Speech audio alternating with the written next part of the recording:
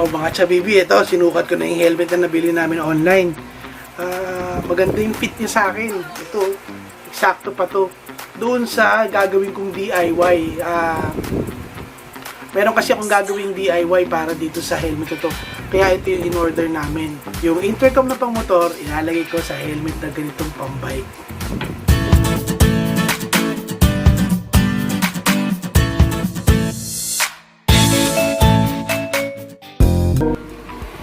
Mga chabibi, itong speaker, itong mga speakers, ito na ilagay ko na dito sa loob ng helmet.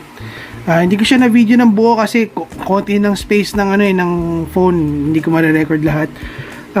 Ito, dinaan ko na lang siya dito sa likod. Ayan o. Ayan, meron niyang butas dyan.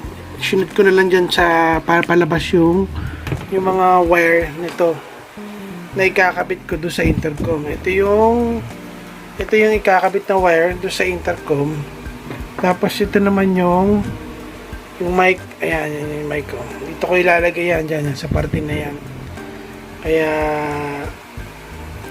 buti nahanapan ko siya na butas. Medyo mahirap diskarte yan, pero magagawa ng paraan.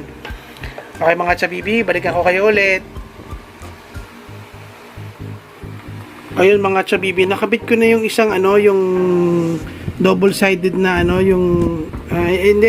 velcro na may pandikit doon sa likod niya. Ito, naidikit ko na siya dito sa isang side ng paglalagyan ko ng speaker. Ngayon, yung kabilang side naman ng ikakabit ko, yan. Diyan, dinikit ko lang siya dito sa parang bilog na yan.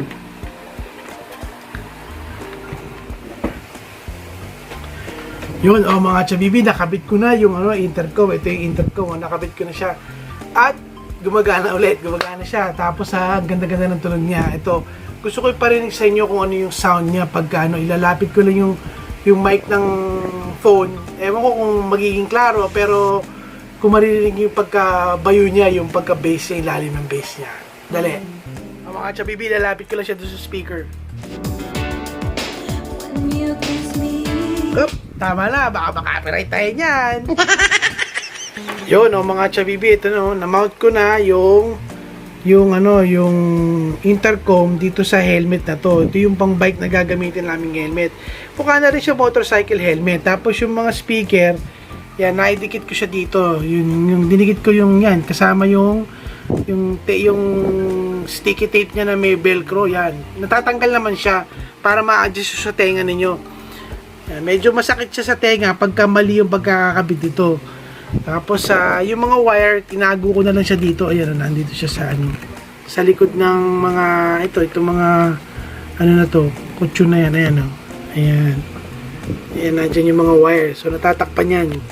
So yeah, kaya ito yung helmet na hinanap ko talaga online para makabit ko itong headset na to dito sa helmet na to.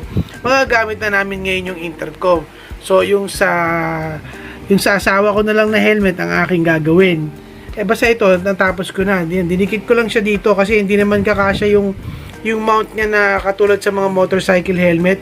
Kasi medyo mataba yung nito yan mataba yung parang foam nito, yung styrofoam ang tawag dito. Hindi ko alam basta yan, mataba, hindi kakasya yung mount. So dinikit ko na lang siya gamit yung double-sided na na velcro. Yan.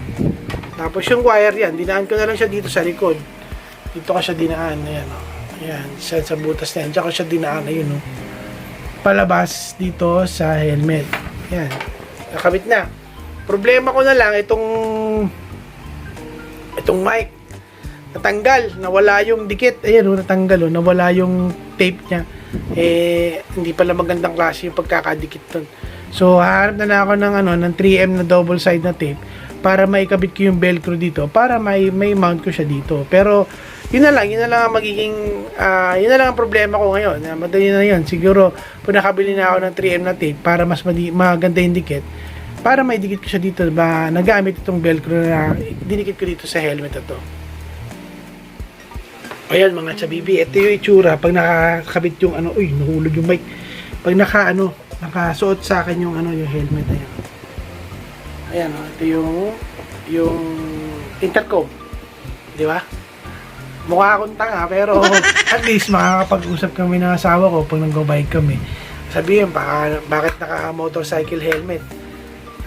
Pero e-bike lang naman ang ginagamit. Yan. Pero kahit pa paano, at least makakapag-vlog na kami ng maayos. Meron na ako ng wireless mic na boya. Meron na akong intercom, magkakarinigan na kami. At same time, marirecord yung mga boses namin doon sa mga videos na gagawin namin. Yun. O sana nakatulong ako mga chabibi dito sa pag-DIY ko ng intercom sa gamit ang motor sa ang helmet na pambike. Pambike lang po itong helmet na to, nutshell, na meron lang po siyang foam sa gilid, yung tinatawag nilang ski helmet. Pero hindi siya pang motor, pang bike o e-bike pwede siya.